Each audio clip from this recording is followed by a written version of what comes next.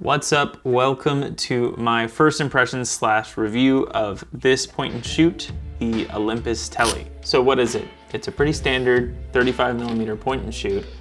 It has autofocus, auto exposure, a shutter speed range from 1/15th to 1/750th. It's got a pretty good flash. It's motor driven.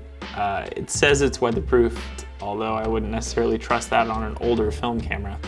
But it has something that's more interesting than all of those things, and it's something you don't see that often, especially on film cameras. It has two lenses.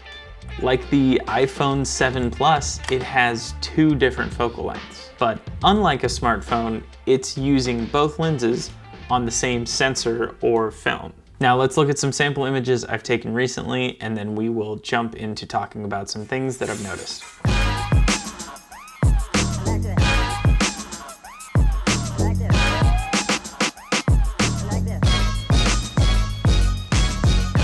So this camera has a 35mm f3.5 lens and a 70mm f6.3 lens. They are both pretty sharp, but because of how the camera functions, the 70mm is getting light that's bounced off of a mirror, making it slightly less sharp. Also, with the longer lens, you're getting a smaller aperture at f6.3, and it's gonna be a little bit harder to shoot that handheld if there's lower light. Here I have an image that I shot with both lenses, and I tried to line up the subject to be in about the same spot. Actually, this camera has a very interesting feature with the viewfinder. It actually changes your field of view when switching lenses. Now, it's not exactly perfect, but that's a small price to pay for a viewfinder that shows you both focal lengths with a tap of a button. As far as visual differences, the wider angle has a little bit more vignetting, that's to be expected, and the zoomed in angle really doesn't have that much noticeable softness. Here's another set of images taken around sunset. This really shows you the difference in the focal length. I took these at the exact same spot, and they really show the different field of view. By the way, all these photos are straight from the developer. They scanned these and I haven't edited these. Here you can really tell the difference between the brightness and sharpness on both of the lenses. We have the 70 and the 35. This is a relatively low light portrait. I would say you're gonna be looking for shots that are just more well exposed.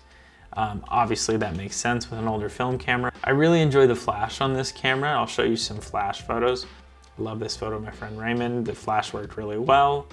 And I'm overall really happy with this camera. The only downside I can actually say, it's slightly too thick to put in like a regular pocket. If I've got some like extra cargo pockets on the side, it works perfect, but it's not gonna feel comfortable in your main front pocket.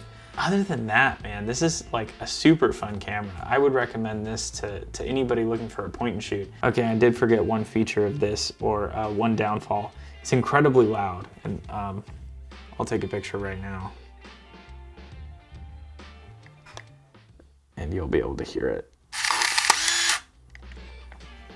It's pretty brutal. Yeah, the motor drive is crazy loud and the plastic body just amplifies it. Right now, in the time of recording, it's like 50 bucks. I've seen some for all the way up to 100 and some for 30. It's killer, it's super fun. I mean, there's a reason why our iPhones have the 3 different cameras or the 2 different cameras on them. It's nice to have that variety. And in a film camera that's so portable, it's just really sick to have it. I'd recommend it to anybody. And yeah, that's pretty much my first impressions on this. That's pretty much it. All right, thanks for watching. Bye forever.